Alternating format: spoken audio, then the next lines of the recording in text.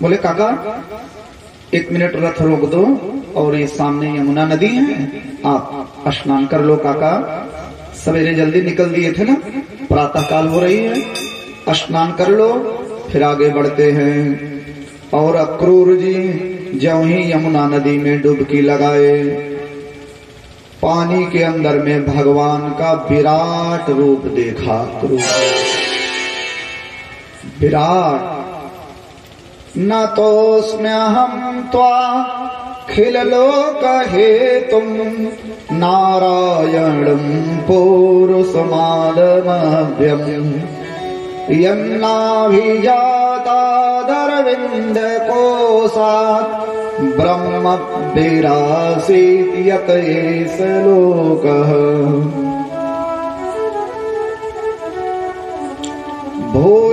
भूयोस्तमग्निः पवनः खमादि महार्णजादेर्मन इन्द्रियाणि सर्वेन्द्रियार्था विबुधाश्च सर्वे ये हि तवस्ते जगतोऽङ्गभूताः ये हि तवस्ते जगतोऽङ्गभूताः।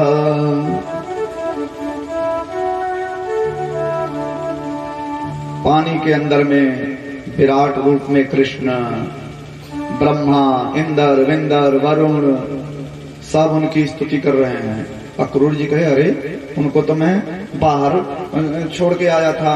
और अक्रूर जी जब डुबकी लगा के बाहर निकले पानी में से तो कन्हैया मुस्कुरा रहे थे रथ पे बैठे। अक्रूर जी जब डुबकी लगाए पानी के अंदर में विराट रूप देखते हैं, और जब डुबकी पानी से निकलते हैं तो रथ पर कृष्ण और दाऊ मुस्कुरा रहे हैं।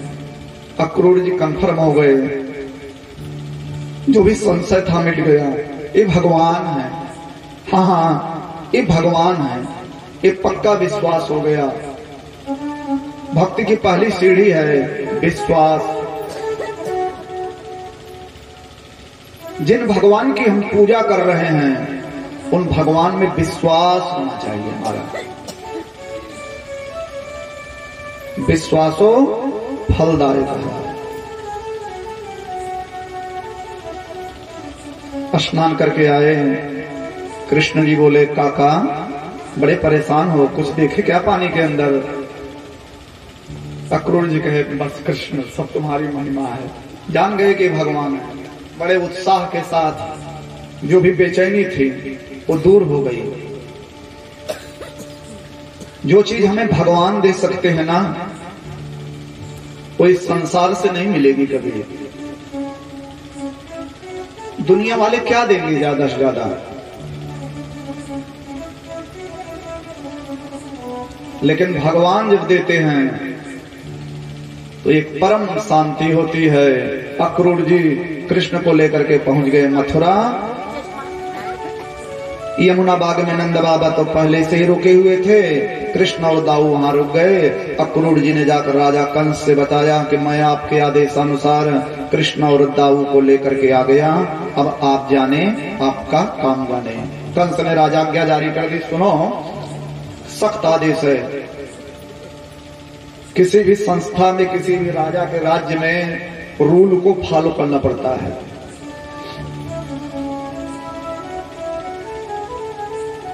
यही चीज लक्ष्मण जी कहे थे, देवी जलाओ राम जी से विवाह करो, पराधीन सपने हो सुख नहीं।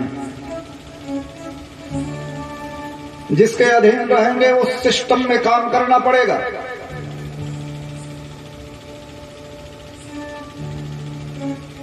कंस ने कहा कोई कृष्ण और दाऊ का स्वागत नहीं करेगा, लेकिन इधर मथुरावासी तो बरसों से आशा लगाए थे। कंस इतना अत्याचार कर रहा है तो एक ही आशा पर ये मथुरावासी अत्याचार सहन कर रहे हैं। एक दिन तारनहार आएगा और हम सबको बचाएगा। संसार के लोगों से आसान किया करना, संसार के लोगों से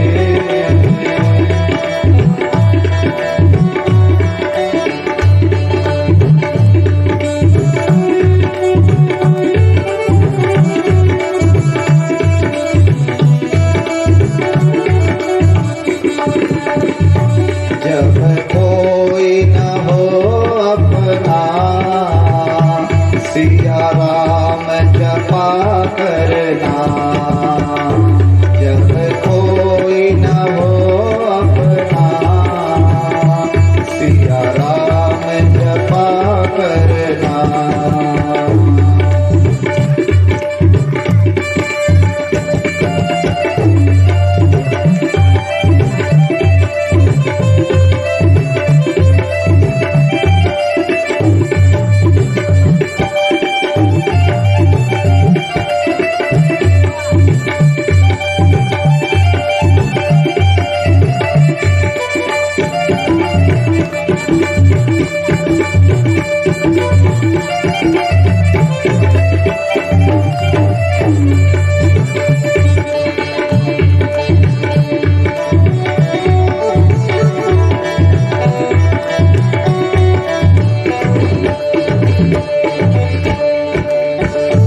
संसार के लोगों से आसान किया करना।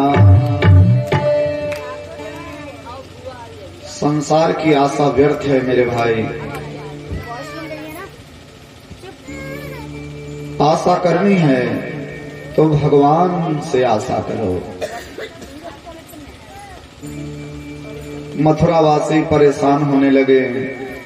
भगवान तो सबकी आत्मा में है ना। भगवान नंद बाबा से बोले, नंद बाबा, बाबा हम मेला देखावें। नंद बाबा बोले, ना बेटा मेला देखने ना जाइयो।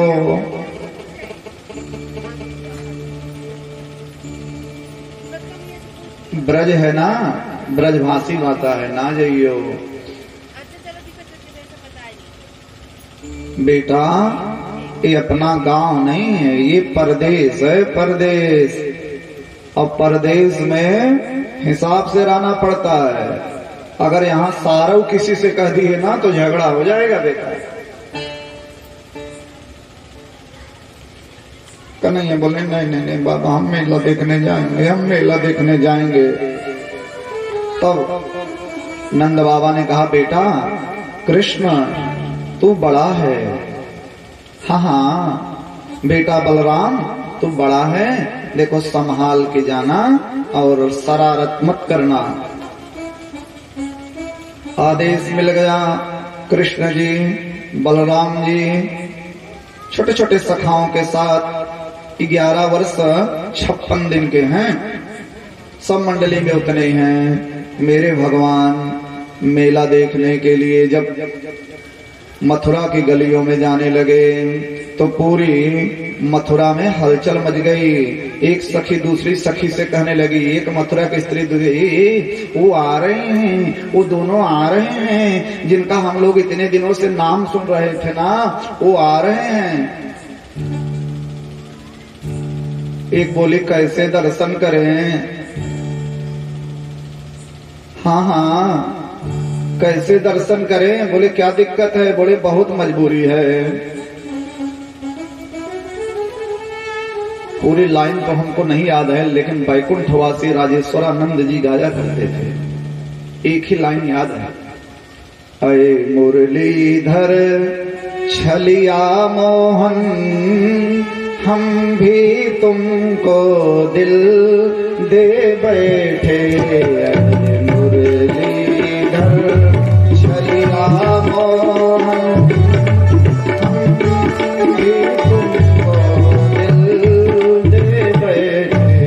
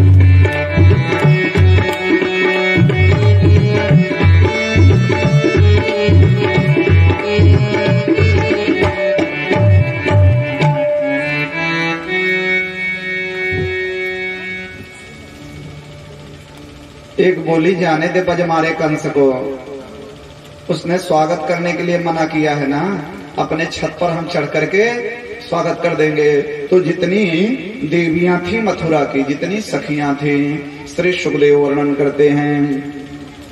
प्रासाद शिखरारूढ़ा प्रेतुतफुल्लमुखाम्बुजा अभ्यवर्षं सौमनस्यैः प्रमदाबलकेशवौ।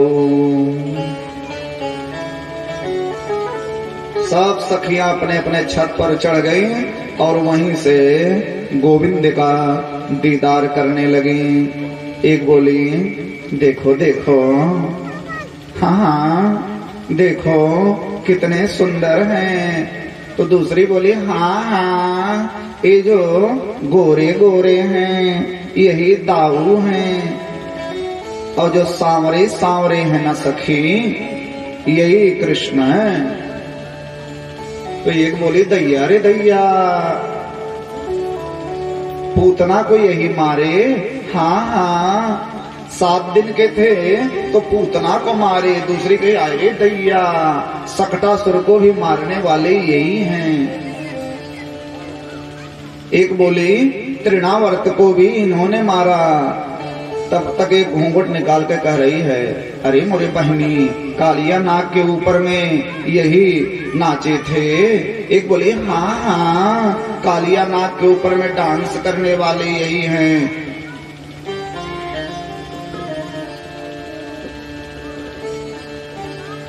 जय सीताराम। आपको चंदन लगा दीजिए, प्रसाद दे दीजिए। बड़ी दूर से आए हैं शायद आप। चलिए बहुत बहुत धन्यवाद। एक घड़ी आधी घड़ी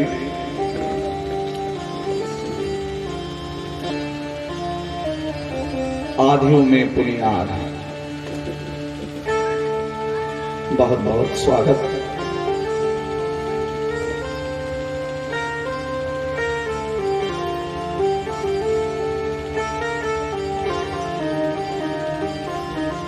तब तक एक सखी कहती है अरे मोरे बहनी, गोवर्धन पर्वत यही उठाए थे।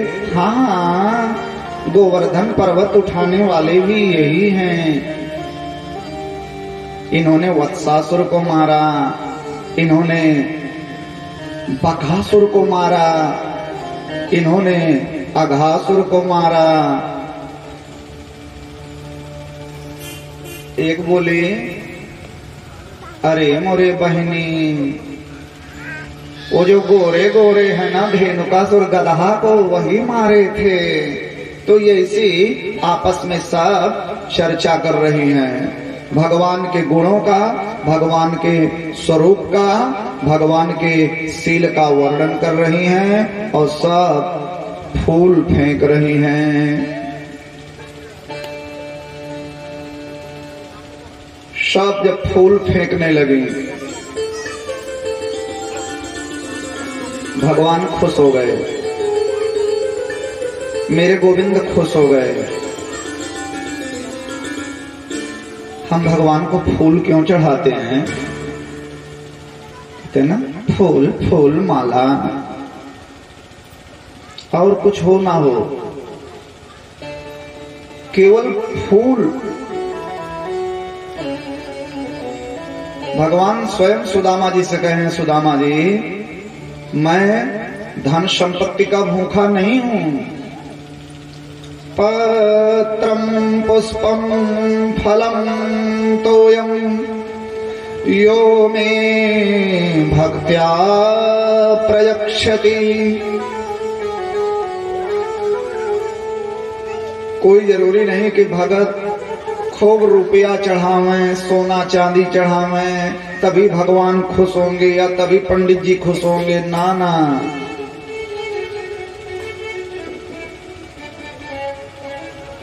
ये गलत फहमी है। कोई जरूरी नहीं है कि इतना बड़ा टेंट पांडाल लगेगा, इतना बढ़िया साउंड सिस्टम लगेगा तभी कथा होगी। कथा के लिए, भक्ति के लिए धन दौलत रुपए पैसे किसी चीज की जरूरत नहीं है।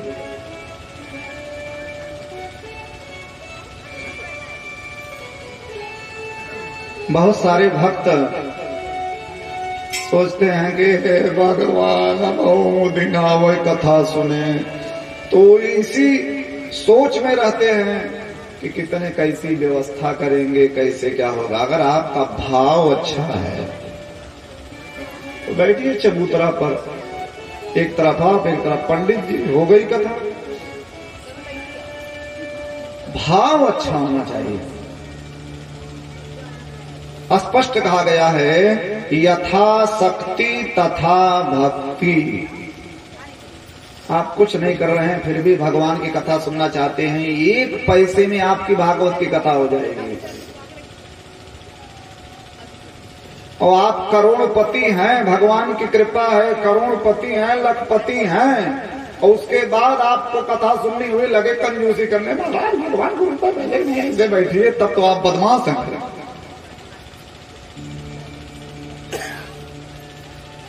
तो हम भगवान को, भक्तराज आप भी कुर्सी लगाकर पीछे बैठिए, आगे डिस्टर्ब होता है, फिर मोबाइल सब चार्ज कर लिया करिए, वहीं पीछे बैठिए।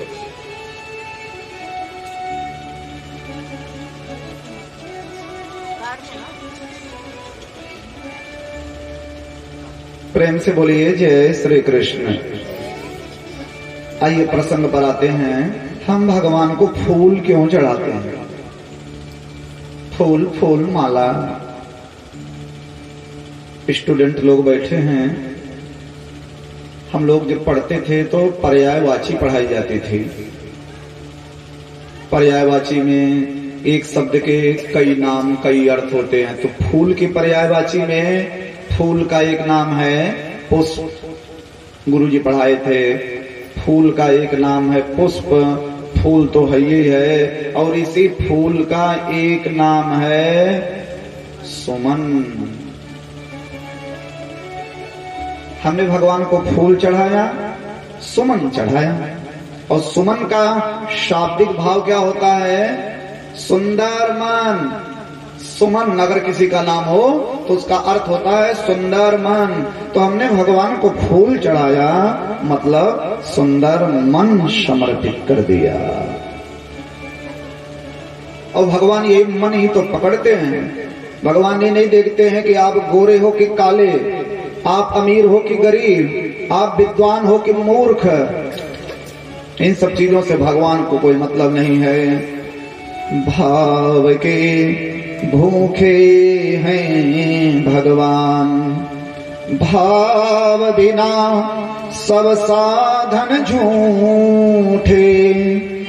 भाव है तो पाषाणों में प्रकट हो तो भगवान। भाव के भूखे हैं भगवान।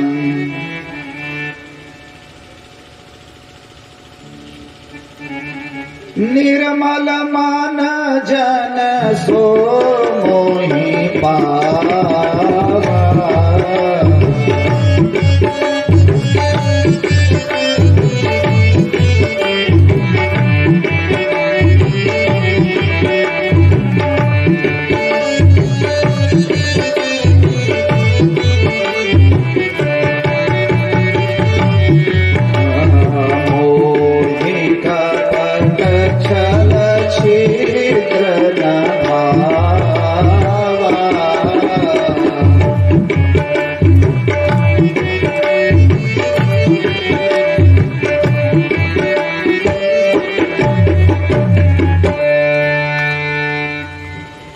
निर्मल मन। हमने भगवान को फूल चढ़ाया, मतलब निर्मल मन समर्पित किया। ये फूल चढ़ाने का भाव है। सिवरी बहुत बड़ी ज्ञानी थोड़ी थी, न ही वेद मंत्र पढ़ी थी, न ही पूजा पाठ जानती थी। जात की भीलनी थी, भीलनी। आदिवासी महा बेकार। लेकिन भगवान सेवरी के जूठे बैर खाए, क्यों? उसका मन अच्छा था। निर्मल मन हो तो रघुनायक सेवरी के घर जाते, निर्मल मन हो तो रघुनायक सेवरी के घर जाते।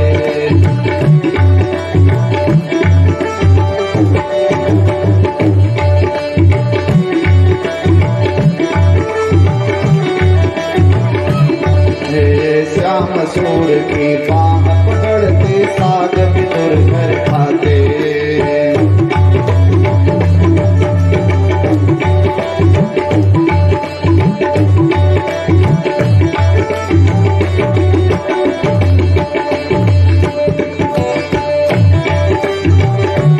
इस पर तूने नहीं विचारा, इस पर तूने नहीं विचारा, चंचल मन को नहीं संवारा।